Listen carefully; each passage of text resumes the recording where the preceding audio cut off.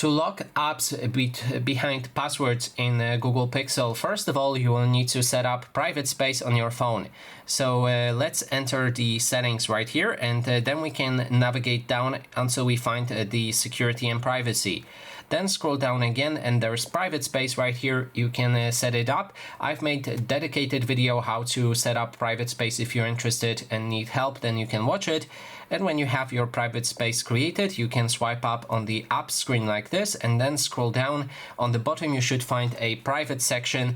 You can lock or unlock it with the lock icon, and then there's an option to add apps. If you add it, then you can install whichever apps you want, and they should appear right here. That way you'll be able to lock those apps behind the passwords, as each time you can lock it and then enter a password to access them.